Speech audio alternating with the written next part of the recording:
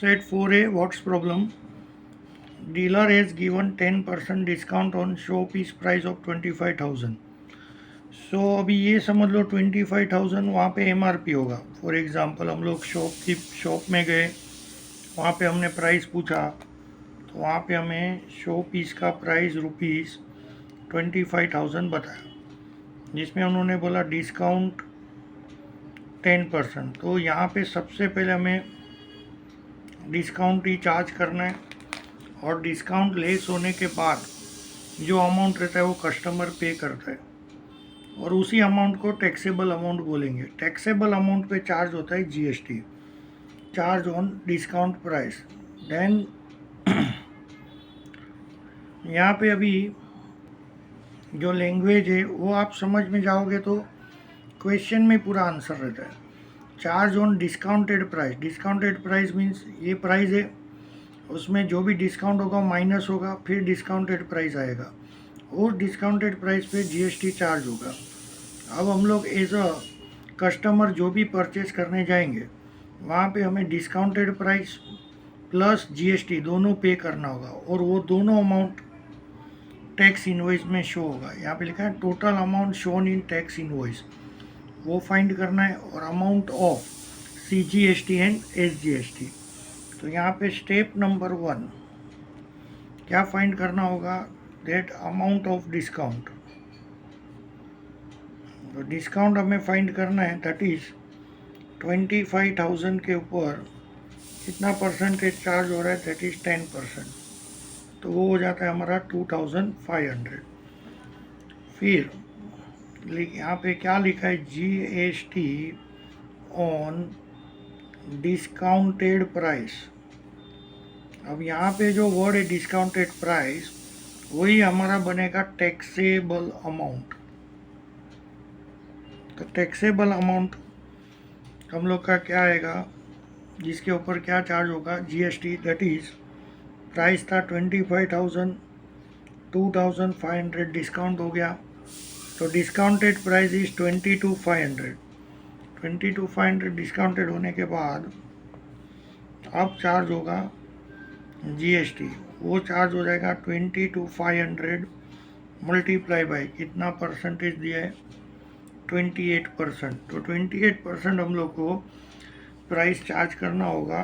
तो 28 divide by 100 calculation करके हमें आंसर मिलेगा रुपीज़ 6,300. ये GST आ गया हमारा. अब अमाउंट शोन इन इनवॉइस, तो वो ढूंढने के लिए taxable amount plus amount of GST.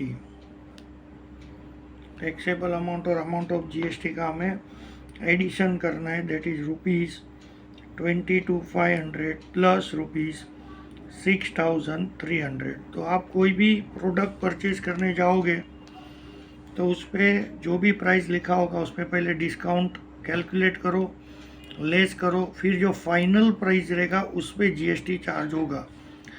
ये चैप्टर आपको प्रैक्टिकली भी इम्पोर्टेंट है.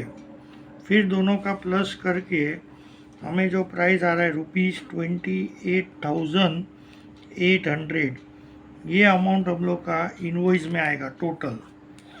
सो एक आंसर हम लोग का आ गया, जो यहाँ पे बोला था टैक्स इनवॉइस में क्या अमाउंट आएगा.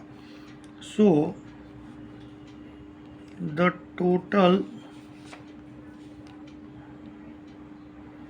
Amount shown in invoice, total amount जो इनवॉइस में दिखाना है इज रुपीज़ 28,800. ये टोटल अमाउंट शो होगा. और अब हमें दूसरा क्वेश्चन था यहाँ पे अमाउंट ऑफ CGST और SGST. तो वो हमें क्लियर है, एक्चुअली हमने एक्सरसाइज की है उसके लिए कि वो हाफ होता है GST का. So amount of CGST is equal to amount of SGST is equal to half multiply by amount of GST. So that is half into 6,300. So final rupees 3,150. So finally answer लिखना है 10. The amount of CGST is equal to rupees 3150. The amount of SGST is equal to rupees 3,150. तो ये हमारा first worst problem solve हुआ.